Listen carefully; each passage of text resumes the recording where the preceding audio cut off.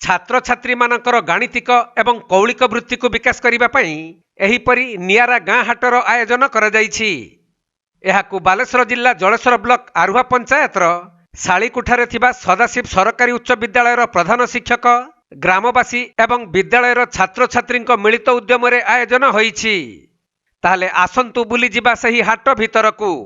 आउ देखिबा पिला माने किपरि दोकानी साजी तांकर सामग्री बिक्री करुछंती। सर्वप्रथमे मु नूतन वर्षर समस्त को अभिनंदन जनाऊँगी। आमर सदाशिव स्कूल जो हेड सर अन्य शिक्षक माने शिक्षयित्री माने जो मिलिकी पिला मानू नैतिक चेतना दौरान से आगे शिक्षक मानू धन्यवाद अर्पण कर। कारण पारंपरिक आगे गाँ हाट थाए किंतु से गाँ हाटटी एवं विलुप्त होगापी जाऊ गला कि सार पिला मानू जो नैतिक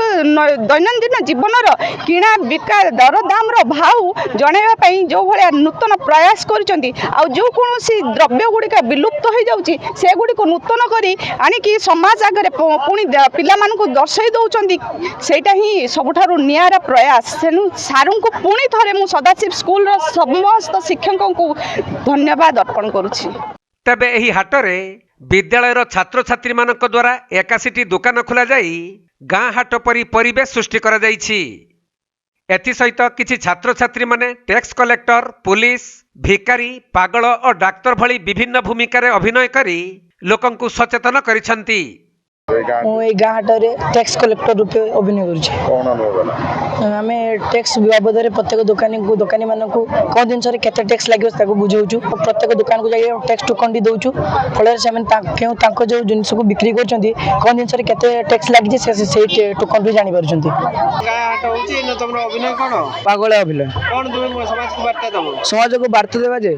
जो मैंने पागल हो जाती स्वास्थ्य एवं देह को केमिति निरोग रखा यह जो मैंने भल लोक से मोर एति अनुरोध जे से पागल मानू एमती सहायता कर देह एवं समस्त असुविधा को दूर करेंगे। यह मुझे पागल अभिनय करी मुझे अनुभव करुँची।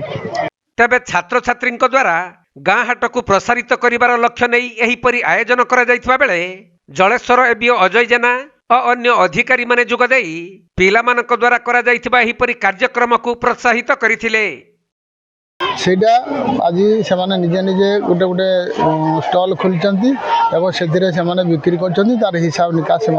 निजे करी तार माने ठीक भाव में हिसाब निकास करें शिखिपारे। आ छड़ा आउ गोटे कथा से भविष्य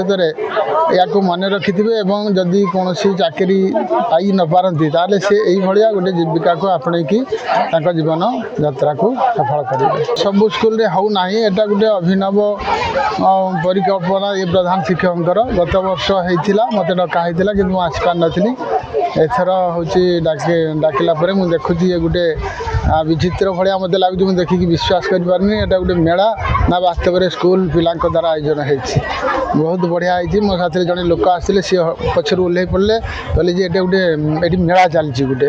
मुझे विश्वास करें मुझे स्कूल भितर हो तो कि हतार जो भाया कर देखिकी मो आखि को विश्वास कर बहुत भल लगे। तबे वर्तमान दिन में सरकारी चाकरी बहु समस्या हेलानी तेणु पिला माने तांकर कौलिक वृत्ति द्वारा जीविका निर्वाह करिबा पई गाणितिक दक्षता निहाती आवश्यक। तेबे छात्र छात्री मानक द्वारा करा जायथिबा एहीपरि गाँ हाट को सेठाकू बुली आसीथिबा लोक माने प्रशंसा करिबा सहित आरुहा पंचायतर लोक माने हाट बुली मजा नैथिले। ये गोटे 5T कार्यक्रम अंतर्भुक्त कार्यक्रम पिला माने श्रेणी गृह रे आमे तांको कोन करूछु इमिति शिक्षा देउछु किंतु गाणितिक शिक्षा दवा संगे प्रैक्टिकल से जानि पारु नाहंती तो पिला माने गोटे गाणितिक शिक्षार प्रैक्टिकल नॉलेज से पाई परिबे किछि पिला छोट छोट पिला गाँ हाट विषय से ज्ञान नाही से छोट छोट पिला माने गाँ हाट विषय मध्ये धारणा पाई परिबे तो संगे संगे गाँ हाट रे आमे विभिन्न प्रकार उद्देश्य देइछु आदिवासी मानक संप्रदाय आस्था पाई बसछि से आदिवासी ट्रेडिशन को मध्ये आमे एठी ताको उज्जीवित करिछु आदिवासी पिला माने केमिति लोक माने निमज्जित हो जाउछन्ती हांडिया पी निजको जीवको दुर्बल करछन्ती सेठी पिला माने संदेह होछन्ती नो भोटका भोटका आमे पीबा नाही आमे निजर कर्तव्य करिबा बण जंगल रु महुल कांदुल एवं झुणा लाख ताको संग्रह करी बाजार बिक्री करि परिबा केवल पिला माने सबले आमे चाहूचे देखुचे जे पिला माने लागि रहउछन्ती कोन ना हमरा चाकरी उद्देश्य रे किंतु चाकरी छडा पिला माने मध्ये व्यवसाय करि परिबे जने व्यवसाय करी मध्ये सेतर श्रेष्ठता लाभ करि परिबो से मध्ये धारणा दिया होछि जने कृषि कार्य करी मध्ये श्रेष्ठता लाभ से धारणा दिया होछि जने पशुपालक पशु पालन करी से मध्ये श्रेष्ठता लाभ करि परिबो से मध्ये धारणा होछि जने घरु जिंस विभिन्न प्रकार जिंस प्रस्तुत करी निज घरु बाजार बिक्री करी निजर जीविका निर्वाह करिबे ता मध्ये प्रस्तुत दिया होछि हमर मुख्य उद्देश्य होछि पिला मानकर अंतर्निहित गुणर परिप्रकाश करिबा समय भविष्यत रे से माने किमि आत्मनिर्भरशील होई परिबे से ही संदेश दिया होछि।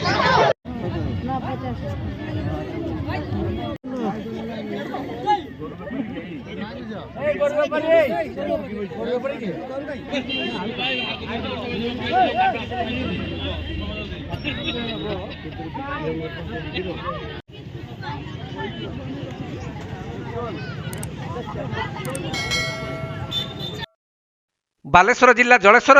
Jagannath गुच्छायत report Konark live.